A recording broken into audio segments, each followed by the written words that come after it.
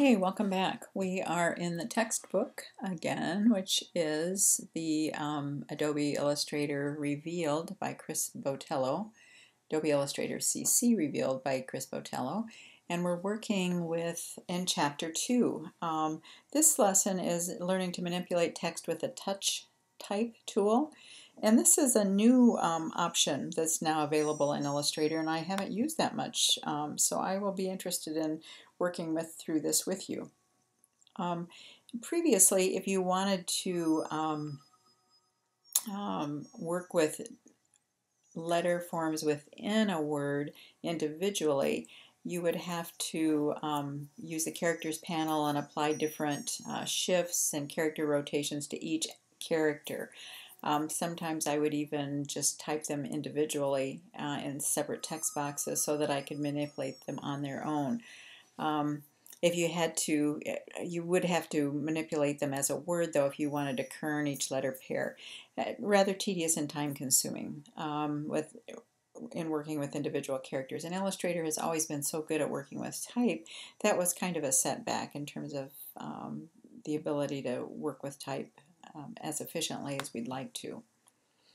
So here is basically how we do it. We are going to, after typing a word, you click the touch type tool and then click a letter. And when you do, a rectangle with 5 points, one on each corner and one centered, appears around the character.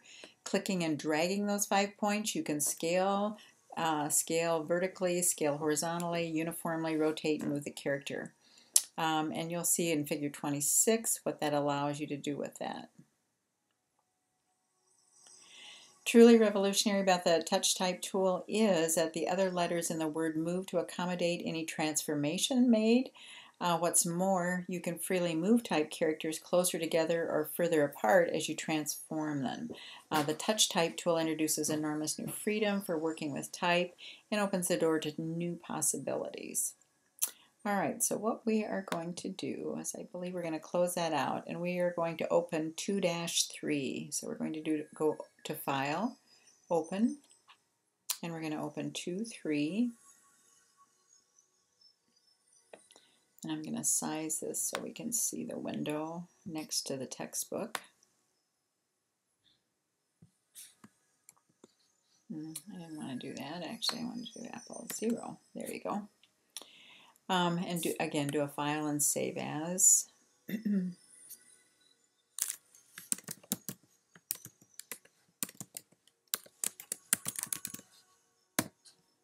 your name. And then we are going to click the touch type tool and click under the first letter T.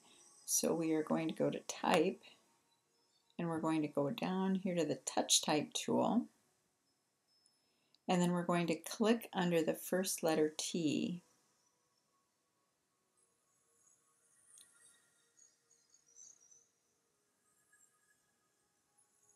And you'll see what happens is that the bounding box appears around the letter. And it looks like to me that it also impacted some of these other letter forms as well, but it's located behind the type tool. As you drag, the letter is scaled in proportion, so we're going to click and drag the top right corner of the bounding box.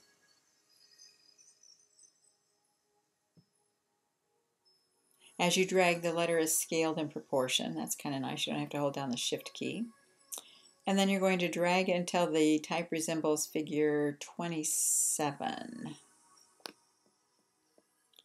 Maybe just a little bit.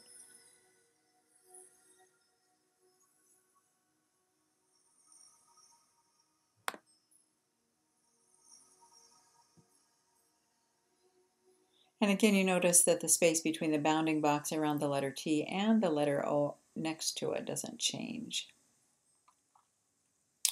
We're going to position the touch type tool over the left center of the letter T.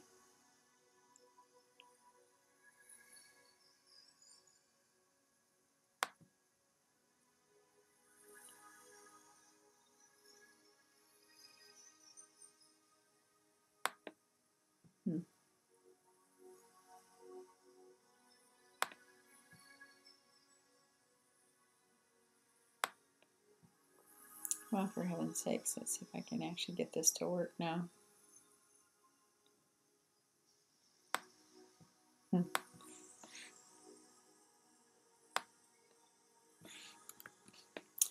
All right, I will be back in a minute. I need to mess around with this for a second, and I'll be right back. All right, and I think what they're talking about is here. The letter moves independently from the other letters. No matter how far you drag the letter T vertically, the horizontal space between the letter T and the O is maintained. So we're going to undo whatever move we made so that the type still resembles figure 27. And then we're going to select the letter O. And we're going to drag it closer to the T as shown in figure 28.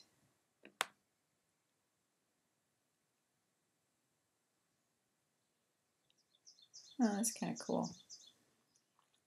Now that both the letter T and the letter O have been manipulated by the touch type tool, you're able to move the letter O as close or as far apart from the letter T as you like, even overlap them.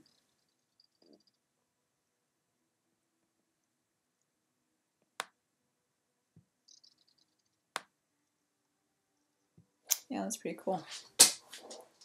Now we're going to click on the letter U, and we're going to click and drag the lower right point. The character is scaled on the horizontal axis only.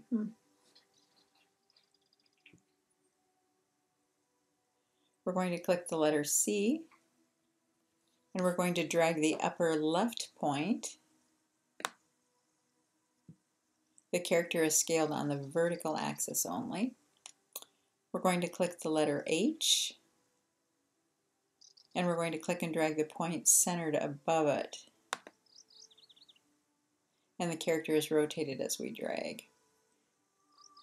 We're going to select the T with the touch type tool.